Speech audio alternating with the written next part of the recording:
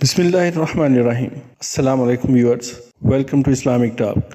ناظرین کرام، آج ایک نئی ویڈیو کے ساتھ حاضر خدمت ہیں، اور ویڈیو کے آغاز میں آپ سے درخواست ہے کہ ویڈیو کو آخر تک لازم دیکھیں، اور اگر پسند آئے تو لائک اور شیئر کریں اور چینل کو سبسکرائب کریں۔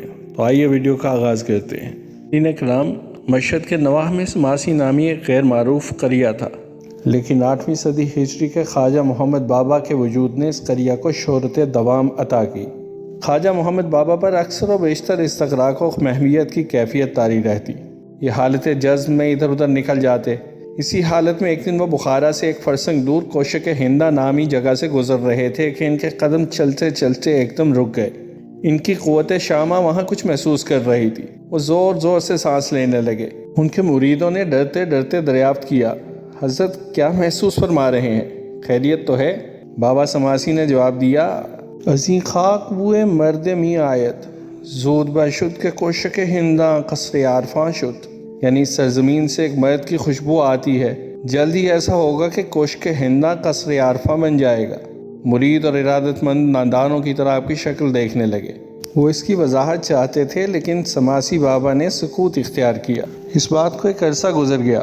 بابا سماسی اپنے وطن میں ریاضت و مشقت میں لگے رہے۔ ان کے خلیفہ خواجہ امیر کلال نے ان سے کئی بار پوچھا، حضرت کوشک ہندا سے متعلق جس مرد حق آگاہ کی آپ نے بشارت دی تھی، وہ ہنوز ہم سب کے دل و دماغ میں سوال کی طرح کٹک رہا ہے۔ اس سے متعلق کچھ اور ارشاد فرمائیں۔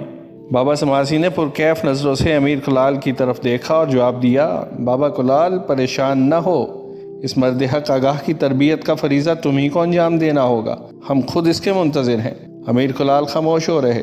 ایک عرصے کے بعد بابا سماسی کا گزر پھر کوشک ہندا کے قریب سے ہوا، اور آپ کے قدم ایک بار پھر رک گئے، اور آپ کی قوت شامہ پھر تیز تیز کام کرنے لگی۔ آپ زور زور سے سانسیں لینے لگے۔ امیر کلال نے پوچھا، حضرت اب آپ کیا محسوس فرما رہے ہیں؟ کوئی خاص بات؟ بابا سماسی نے جواب دیا، ہاں بابا امیر کلال، اب وہ خوشبو بہت تیز ہو چکی ہے، میرا خیال ہے کہ وہ مرد اب پیدا ہو چکا ہے۔ امیر کلال نے پوچھا، حضرت اگر وہ مرد حق آگاہ پیدا ہو چکا ہے تو کہاں ہے، اور اس کا دیدار کس طرح کیا جا سکتا ہے؟ بابا سماسی نے آنکھیں بند کر لی، نرمی سے بولے، صبر بابا امیر کلال، صبر، اب زیادہ انتظار نہیں کرنا پڑے گا۔ رات خاصی تاریک تھی، آسمان پر چاند کا کہیں نام و نشان تک نہ تھا، ستارے ٹم ٹم کر رہے تھے، چاروں طرف سکوت طاری تھا۔ اس ہو کے عالم میں کبھی کبھی کہیں دور سے گیدڑوں کی آوازیں سنائی دے رہی تھیں۔ آس پاس کی بستیوں کے ٹمٹماتے چراغ انسانی وجود کی گواہی دے رہے تھے۔ اس سناٹے میں کسی نے بابا سماسی کے دروازے تھپتھپائے۔ آپ نے پوچھا، کون ہے؟ کسی عمر رسیدہ بزرگ نے جواب دیا، دروازہ کھولیے، ایک نوارد مہمان باریابی کا خواہش مند ہے۔ بابا سماسی نے امیر کلال سے کہا، بابا امیر کلال، ذرا دروازہ تو کھولنا۔ اس کے بعد آپ کے ہونٹوں پر مسکراہٹ کھیلنے لگی۔ بولے، تمہیں جس کا انتظار تھا وہ دروازے پر کھڑا اجازت طلب کر رہا ہے۔ امیر کلال نے اضطراب و اضطرار میں فوراً ہی دروازہ کھول دیا۔ ڈھیر عمر چند روزہ بچے کو گود میں لیے اندر داخل ہو گیا۔ اس نے اندر موجود لوگوں پر ایک طائرانہ نظر ڈالی اور بابا سماجی کی طرف بے اختیار بڑھے۔ بچے کو ادب سے ان کی گود میں ڈال دیا اور عرض کیا، بابا، بندے کو سید برہان کہتے ہیں، واسطوں سے میرا سلسلہ نسب حضرت امام حسن عسکری علیہ السلام سے مل جاتا ہے۔ پھر بچے کی طرف اشارہ کرتے ہوئے کہا، یہ میرا پوتا ہے، آپ کی بزرگی اور عظمت کا دور دور تک شعرہ ہے، اس ناچیز کی درخواست ہے کہ اسے گود میں لے کر اس کے حق میں دعا فرمائیں۔ بابا سماسی نے اشتیاق سے ہاتھ پھیلا دی اور بچے کو گود میں لے کر سینے سے لگا لیا اور پیشانی چومتے ہوئے دریافت کیا، اس کی کیا عمر ہوگی؟ بچے کے دادا نے جواب دیا، صرف 3 دن۔ بابا سماسی نے کہا، برہان الدین، تم اس کی فکر نہ کرو، یہ میرا فرزند ہے۔ پھر اپنے مریدوں اور بطور خاص امیر کلال کو مخاطب کرتے ہوئے فرمایا، لوگوں، یہ وہی بچہ ہے جس کی ہم خوشبو محسوس کیا کرتے تھے۔ پھر بابا کلال سے کہا، بابا کلال، یہ بچہ بڑا ہو کر اپنے وقت کا قطب اور پیشوا ہوگا، یہ بہاؤالدین ہے، دین کا نور، اس کی تربیت ہم نے تمہارے ذمہ کی، تم نہایت شفقت اور توجہ سے اس کی تربیت کرو گے، اگر اس میں کسی قسم کی کوتاہی ہوئی تو ہم تمہیں معاف نہ کریں گے۔ امیر کلال نے ادب سے سر جھکا دیا اور بولے، حضرت کے حکم کی خلاف ورزی کر کے مجھے اپنا دین اور دنیا تو خراب نہیں کرنی ہے۔ کچھ دیر بعد دادا نے پوتے کو گود میں لیا اور گھر واپس چلے گئے۔ بہاؤالدین کی عمر اب 4 سال کے قریب ہو چکی تھی۔ ان کا مزاج عام بچوں سے مختلف تھا، تنہائی میں گھنٹوں گزار دیتے اور معلوم نہیں کیا سوچتے۔ ماں بچے کی عجیب و غریب عادتوں کا حیرت اور محبت سے مشاہدہ کرتی رہتی۔ گھر میں ایک گائے پلی ہوئی تھی۔ یہ 4 سالہ بچہ گھنٹوں گائے پر نظر جمائے دیکھتا رہتا۔ ایک دن ماں نے اس کی محبیت کو ختم کر دیا، بولی بیٹے بہاؤدین گائے میں کیا دیکھتے رہتے ہو؟ بہاؤدین نے جواب دیا اماں میں اس بچے کو دیکھ رہا ہوں جو ابھی پیدا نہیں ہوا۔ ماں نے گائے کے پھولے ہوئے پیٹ کو غور سے دیکھا اور دریافت کیا تو اس بچے کو کس طرح دیکھ رہا ہے جو ابھی پیدا نہیں ہوا؟ تو بچہ دیکھ رہا ہے یا گائے کے پیٹ کو؟ بہاؤدین نے جواب دیا اماں میں اس کے بچے کو دیکھ رہا ہوں۔ ماں کی حیرت اب بھی باقی تھی، پوچھا کیا تو اس کے بچے کو دیکھ رہا ہے جو ابھی پیدا نہیں ہوا؟ بہاؤدین نے کہا اماں میں جو کچھ کہہ رہا ہوں اس کا وہی مطلب ہے جو آپ سمجھنے کے بعد بھی سمجھنا نہیں چاہتی۔ ماں نے پوچھا اچھا یہ بتا کہ اس بچے کا رنگ کیسا ہے؟ اس کے رنگ و روپ میں کوئی خاص بات؟ ہاں ایک خاص بات بھی ہے اس کے رنگ و روپ میں، بہاؤدین نے جواب دیا۔ اماں بچے کا رنگ تو دھندلا سیاہی مائل ہے لیکن اس کی پیشانی بالکل سفید ہے۔ ماں خاموش ہو گئیں اور بہاؤدین کی بات ذہن میں بٹھا لی۔ بچے کی بات خاندان کے بعض دوسرے لوگ بھی سن چکے تھے۔ ان سب کو بچے کی پیدائش کا انتظار تھا۔ آخر وہ گھڑی بھی آ گئی جب گائے درد سے بھیں بھیں کہنے لگی۔ خاندان کے لوگ اس کے گرد جمع ہو گئے۔ بچہ پیدا ہوا، اپنے پیروں پر کھڑا ہونے کی کوشش کی، وہ سنبھلا اور زمین پر گر گیا، پھر اٹھا اور پھر گرا۔ پورا خاندان اس سیاہی مائل اور سفید پیشانی والے بچے کو حیرت اور اشتیاق سے دیکھ رہا تھا۔ بہاؤدین سب سے دور ان کی عہدوں سے بے نیاز ایک گوشے میں فکر و محویت میں ڈوبے معلوم نہیں کیا سوچ رہے تھے۔ وقت گزرتا گیا، بہاؤدین عمر کی 18 بہاریں دیکھ چکے۔ ان کے والد سید جلال الدین ان کی شادی کر دینا چاہتے تھے لیکن خود اس سے بچنا چاہتے تھے۔ باپ نے بیٹے کے ارادے کو بھانپا اور کہا تم بابا سماسی کی خدمت میں چلے جاؤ۔ بیٹے نے پوچھا وہاں میرا جانا کیا ضروری ہے؟ ہاں، باپ نے جواب دیا یہ میری خواہش ہے کہ تم وہاں جاؤ۔ بہاؤدین اسی وقت روانہ ہو گئے۔ مغرب کے بعد سماسی پہنچے۔ بابا سماسی نے انہیں ہاتھوں ہاتھ لیا اور ان کے چہرے کو سوالیہ نظروں سے دیکھا اور پوچھا کیا بات ہے بہاؤدین؟ بہاؤدین نے شرمیلے لہجے میں گردن جھکا کر جواب دیا قبلہ والد صاحب کے حکم پر آپ کی خدمت میں حاضر ہو گیا۔ میں نہیں جانتا کہ آپ کی خدمت میں کیوں بھیجا گیا ہوں۔ بابا سماسی نے کہا اچھا تم رات بسر کرو، صبح بات ہوگی۔ بہاؤدین رات کو بابا سماسی ہی کے حجرے میں پڑ رہے۔ رات کے پچھلے پہر چپکے سے اٹھے اور پاس کی مسجد میں چلے گئے۔ پہلے 2 رکعت نماز پڑھی، اس کے بعد سجدے میں گر کر گڑ گڑانے لگے۔ الہ العالمین تو خوب جانتا ہے کہ میں کتنا بوجھ اٹھا سکتا ہوں، میں نہیں جانتا کہ میں کتنی مصیبت کا بوجھ اٹھا سکتا ہوں۔ تو عالم الغیب ہے، مجھے اپنی مصیبتوں کا بوجھ اٹھانے کی مزید قوت عطا فرما۔ صبح بابا سماسی نے بہاؤدین سے کہا بیٹے کیا تو اپنے دعائیہ الفاظ پر غور کرتا ہے؟ بہاؤدین حیران تھے کہ رات کی دعا کا بابا سماسی کو کیسے علم ہو گیا۔ آہستہ سے بولے ہاں میں نے مصیبتوں کا بوجھ اٹھانے کی مزید قوت اپنے خدا سے طلب کی تھی۔ بابا سماسی نے بہاؤدین کو پیار و محبت کی نظروں سے دیکھا اور کہا بیٹے یاد رکھو ہمیشہ دعا میں یہ کہنا چاہیے کہ الہی جو تیری رضا ہو اپنی اس ضعیف بندے کو اسی پر قائم رکھ۔ خدا کی تو یہی مرضی ہوتی ہے کہ اس کے بندے پر مصیبت نہ آئے۔ بابا سماسی کی خدمت میں رہنے کا یہ اثر ہوا کہ وہ شادی سے بچ گئے۔ جب تک بابا سماسی زندہ رہے بہاؤدین کی شادی نہیں ہوئی۔ ان کے بعد یہ سمرقند چلے گئے اور وہاں کے بزرگوں سے فیض حاصل کرتے رہے۔ سمرقند سے بخارا چلے گئے۔ اب کوشک ہندہ قصر عارفہ بن چکا تھا۔ انہوں نے قصر عارفہ میں سکونت اختیار کی اور یہیں شادی بھی کر لی۔ یہاں اپنے ذریعہ معاش کی خاطر قالین بافی کا کارخانہ قائم کیا۔ ان قالینوں پر طرح طرح کی نقش بندی ہوتی تھی، اسی نسبت سے لوگوں نے آپ کو نقش بند کہنا شروع کر دیا۔ قصر عارفہ میں سید امیر کھلال تشریف لائے اور بہاؤدین سے کہا بہاؤدین میں تمہاری تربیت کے لیے آیا ہوں۔ جب تم 3 دن کے تھے تو میں نے اپنے پیر و مرشد سے تمہاری تعلیم و تربیت کا وعدہ کیا تھا، سو میں آ گیا ہوں۔ بہاؤدین نے ان کے ہاتھ پر بیعت کی اور تربیت حاصل کرنے لگے۔ تربیت کے خاتمے پر بابا کھلال نے کہا بہاؤدین میں نے اپنا عہد تو پورا کر دیا لیکن مجھے یہ احساس بھی ہے کہ تمہاری استعداد بہت اعلیٰ ہے، اس لیے میں تمہیں اجازت دیتا ہوں کہ جس سے بھی فیض حاصل کرنا چاہو کرو۔ بہاؤدین سوچ میں پڑ گئے۔ ایک رات خواب میں دیکھا کہ ایک مشہور بزرگ ایک شخص کی طرف اشارہ کر کے کہہ رہے ہیں کہ بہاؤدین کو پہچان لے اور مزید تربیت ان سے حاصل کر۔ بہاؤدین نے اس شکل کو اچھی طرح ذہن میں محفوظ کر لیا اور صبح ہوتے اس کی تلاش میں نکل گئے۔ صبح سے شام ہو گئی اور شام سے دوسری صبح۔ ایک عرصے تک اس شخص کی تلاش کرتے رہے مگر بہسود۔ اپنی اس پریشانی کا ذکر حضرت امیر کھلوال سے کیا تو انہوں نے فرمایا کہ اس شخص کو بخارا کے بازار میں تلاش کرو۔ کہ اسی وقت بازار میں گئے اور بالآخر اس شخص سے ملاقات ہو ہی گئی۔ آپ نے اس کا ہاتھ پکڑ لیا اور پوچھا حضور والا کا نام؟ ان بزرگ نے جواب دیا خلیل۔ کیوں کوئی کام ہے؟ بہاؤدین نے کہا میں ایک عرصے سے آپ کو تلاش کر رہا تھا، یہ میرے لیے بڑی سعادت کی بات ہے کہ آپ یوں مل گئے۔ بابا خلیل کی صحبت میں رہنے لگے اور ان کی خدمت کرنے لگے۔ 12 سال تک یہ سلسلہ جاری رہا۔ خلیل کو ماوراء النہر کی حکومت مل گئی۔ مجلس عام میں بہاؤالدین ان کے آداب سلطنت بجا لاتے اور تنہائی میں محرم راز بن جاتے۔ پھر خلیل کی سلطنت اس کے ہاتھ سے نکل گئی، جس کا بہاؤالدین کو بڑا صدمہ ہوا اور ان کے دل سے دنیا کی قدر و قیمت بالکل ہی اٹھ گئی۔ دل برداشتہ ہو کر بخارا کے قصبے میں رہنے لگے۔ ایک دن افتاؤں خیزاں کہیں چلے جا رہے تھے کہ اچانک ایک طرف سے ایک مستلس رند نمودار ہوا اور بولا، بابا تم تو ہمیں آشنا نظر آتے ہو۔ بہاؤالدین نے جواب دیا، ہاں بابا، میں اس بات کا امیدوار ضرور ہوں کہ خدا کے دوستوں کی نظر کی برکت سے حق آشنا ہو جاؤں۔ اس شخص نے پوچھا، تم رزق کس طرح حاصل کرتے ہو اور اس کے استعمال میں کیا طریقہ استعمال کرتے ہو؟ بہاؤالدین نے جواب دیا، بابا ابھی تک تو یہ طریقہ رہا ہے کہ جو کچھ مل جائے کھا لیتا ہوں، ورنہ صبر کر لیتا ہوں۔ اس شخص نے طنزاً ہنس کر کہا، یہ کام تو بہت آسان ہے، لیکن اصل کام تو یہ ہے کہ نفس کو توبہ کے مقام پر لاؤ، کیونکہ ایسا کرنے میں بڑے فائدے ہیں، اور اس کی پہچان یہ ہے کہ ان حالات میں اگر روٹی نہ ملے تو نفس سرکشی نہ کرے۔ بہاؤالدین نے کہا، حضرت میں کسی نصیحت کا طالب ہوں۔ اس شخص نے جواب دیا، بہاؤالدین تم جنگل کی راہ لو اور اس دنیا اور اہل دنیا سے نفس کی خواہشات بالکل منقطع کر لو۔ تم 3 دن تک اس راہ پر چلتے رہو۔ چوتھے دن تم ایک پہاڑی کے دامن میں گھوڑی کی ننگی پشت پر ایک سوار بیٹھا دکھائی دے گا۔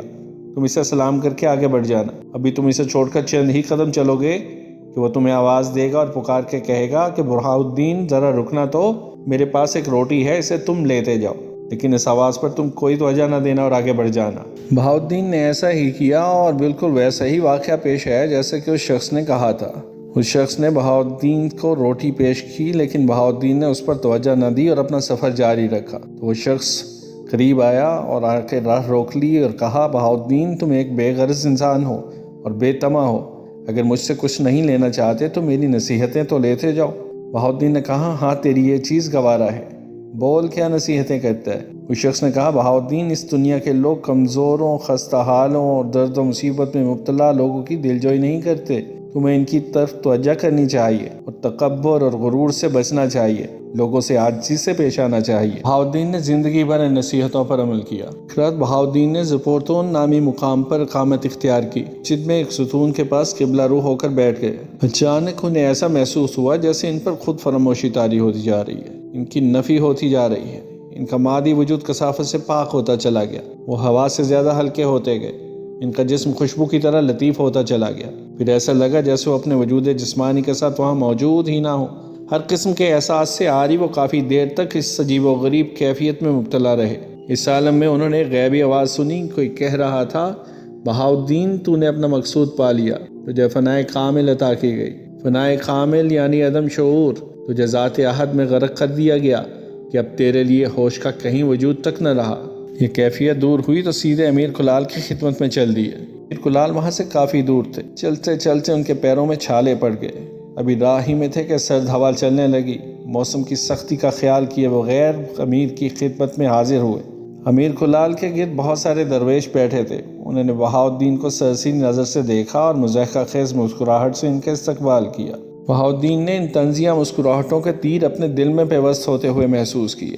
امیر کلال نے بہاؤالدین کو دیکھے بغیر تند و تیز آواز میں پوچھا، کون ہے؟ بہاؤالدین کو یہ توقع نہیں تھی کہ امیر کلال انہیں پہچان بھی نہ سکیں گے۔ کسی نے لاپرواہی سے جواب دیا، بہاؤالدین آیا ہے۔ امیر کلال نے حکم دیا، اسے ہماری محفل سے فوراً نکال دو۔ مریدوں نے انہیں ذلیل کر کے محفل سے نکال دیا۔ امیر کلال کے اس رویے کا انہیں افسوس تو بہت تھا، لیکن اچانک دل میں یہ خیال آیا کہ بہاؤالدین یہ ذلت امیر کلال کی طرف سے نہیں بلکہ خدا کی طرف سے ہے۔ چنانچہ فیصلہ کر لیا کہ کچھ بھی ہو انہیں اسی در پر زندگی گزارنی ہے۔ بہاؤالدین نے خود کو امیر کلال کے در پر ہی پڑا رہنے دیا اور دل میں ٹھان لیا کہ کچھ بھی ہو اس در سے سر نہ اٹھاؤں گا۔ صبح فجر کی اذان کے بعد امیر کلال باہر نکلے اور بہاؤالدین کو اندر لے گئے۔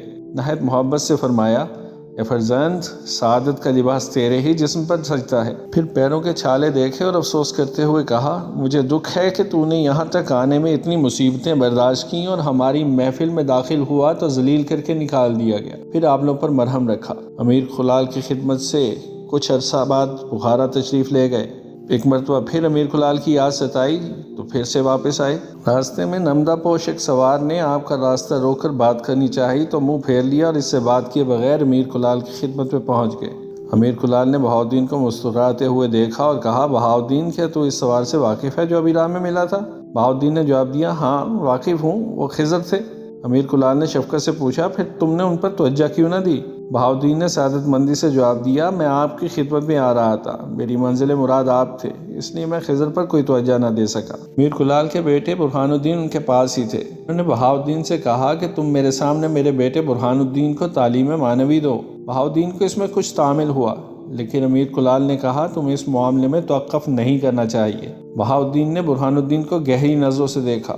برہان الدین کے دل و دماغ پہ یہ نظریں نشے کی طرح اتر گئیں اور وہ سکر و حال میں مبتلا ہو گئے۔ ایک شخص آپ کی خدمت میں ہر وقت حاضر رہتا، لیکن پھر ایسا ہوا کہ کئی دنوں کی غیر حاضری ہو گئی، اور اس کے بعد جب آیا اور آپ نے اسے دریافت فرمایا تو وہ بولا حضرت میرے والد تو ہر روز اس بات پر مصر تھے کہ میں دشت قبچاک چلا جاؤں اور اپنے گمشدہ بھائی کو تلاش کر لوں، لیکن میں حضور سے ملے بغیر نہیں جانا چاہتا۔ بہاؤالدین نے کہا اب تم اپنے باپ کے حکم کی تعمیل کرو اور بھائی کو تلاش کرو، اور جب کبھی کسی مصیبت میں پھنسو تو مجھے یاد کر لینا، میں تمہاری مدد کروں گا۔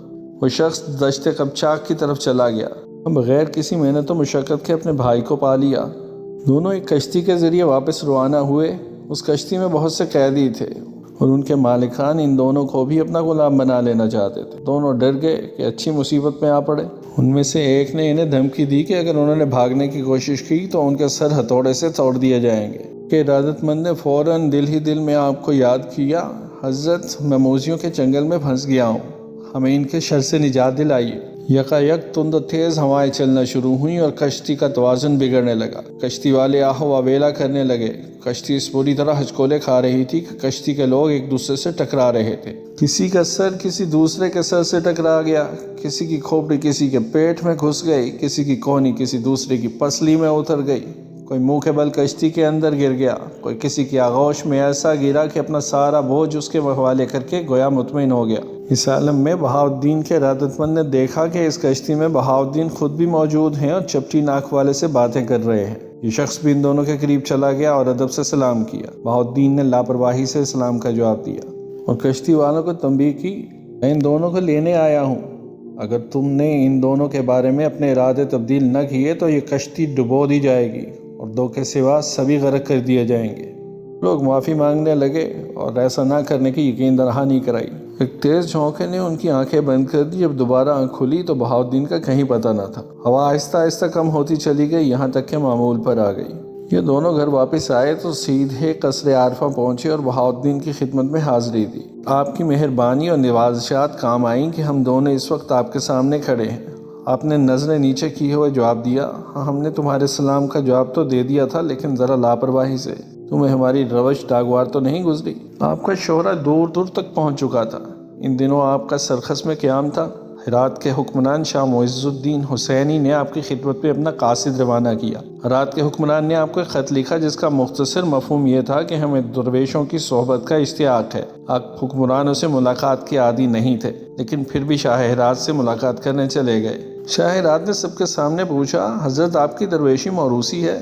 آپ نے جواب دیا نہیں۔ ایک جذبہ پہنچا اور میں اس سعادت سے مشرف ہو گیا۔ شاہ نے ایک اور سوال کیا کہ آپ کے طریقے میں ذکر جہر اور سماع و خلوت ہے؟ آپ نے جواب دیا نہیں۔ پھر شاہ نے پوچھا پھر آپ کا کیا طریقہ؟ فرمایا ظاہر با حق باطن با حق، خلوت میں شہرت ہے اور شہرت میں آفت۔ ہمارے خواجگان کا اصول ہے خلوت در انجمن، سفر در وطن، ہوش در دم، زر در قدم۔ شاہ نے کہا میں ظاہر و خلق اور باطن بحق کا مطلب نہیں سمجھا۔ آپ نے جواب دیا ظاہر میں خلق کے ساتھ اور باطن میں حق کے ساتھ۔ شاہ نے پھر پوچھا آخر وہ کون سی ولایت ہے جو نبوت سے افضل ہے؟ جواب دیا اسی نبی صلی اللہ علیہ وآلہ وسلم کی ولایت اس کی نبوت سے افضل ہے۔ اس سوال و جواب کے بعد شاہ ہرات نے آپ کے ہاتھ پر بیعت کر لی۔ آپ کے سامنے مریدوں اور ارادت مندوں کا ایک مجمع لگا ہوا تھا۔ کسی نے سوال کیا حضرت وہ کون سے اسباب ہیں جن سے ایک عارف خدا کی راہ حاصل کر لیتا ہے؟ فرمایا 3۔ سائل نے پوچھا کون کون سے؟ جواب دیا مراقبہ، مشاہدہ اور محاسبہ۔ سائل سوالیہ نظروں سے دیکھنے لگا تو آپ نے اس کی الجھن کو محسوس فرمایا اور بولے تم کیا سوچ رہے ہو؟ سائل نے کہا میں مراقبے، مشاہدے اور محاسبے کی تشریح سننا چاہتا ہوں۔ فرمایا مراقبے کی تعریف ہے یعنی خالق پر ہمیشہ اس طرح نظر جمی رہے کہ مخلوق پر نظر پڑے ہی نہیں۔ مشاہدے سے مراد ہے واردات غیبیہ کل دل پر نازل ہونا، چونکہ گزرنے والے لمحات کی طرح اسے بھی قیام نہیں، اس لیے کوئی ان کا ادراک نہیں کر سکتا، لیکن اگر یہ قبض و بسط کی صورت ہو تو ان کا ادراک ممکن ہے۔ اب رہا محاسبہ، تو محاسبہ یہ ہے کہ ہم ہر پل کا محاسبہ کرتے ہیں، یعنی یہ معلوم کرتے ہیں کہ گزرا ہوا لمحہ حضوری میں گزرا یا غیر حضوری میں۔ اگر غیر حضوری میں گزرا تو گویا نقصان ہی نقصان رہا۔ کسی نے سوال کیا، جس شخص نے خود کو اللہ کے سپرد کر دیا ہو برا وقت پڑنے پر، کیا وہ کسی انسان سے مدد کا طالب ہو سکتا ہے؟ آپ نے جواب دیا، ہرگز نہیں، کیونکہ اس کا غیر سے التجا کرنا شرک میں داخل ہے۔ یہ شرک عام لوگوں کے لیے قابل مواخذہ نہیں، لیکن خاص لوگوں کے لیے قابل مواخذہ ہے۔ ایک اور سوال کیا گیا، مجاز اور حقیقت میں سے کون سی چیز عوام اور کون سی خواص کے لیے کتنی ضروری ہے؟ فرمایا، مجاز حقیقت کا پل ہے۔ تمام عبادتیں وہ ظاہری ہوں یا باطنی، قولی ہوں یا فعلی، سب مجاز ہیں۔ جب تک سالک ان سے نہ گزر جائے حقیقت کو نہیں پہنچ سکتا۔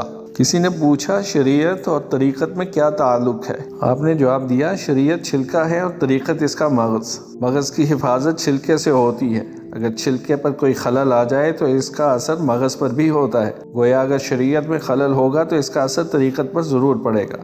آپ کی عمر 73 سال ہو چکی تھی۔ جب وصال کا وقت قریب آیا تو آپ کے ایک خاص مرید نے سورہ یاسین پڑھنی شروع کر دی۔ نصف سورت پڑھی گئی تھی کہ ایسا محسوس ہوا جیسے آسمان سے انوار کی بارش ہو رہی ہو۔ لوگوں نے کلمہ پڑھنا شروع کر دیا۔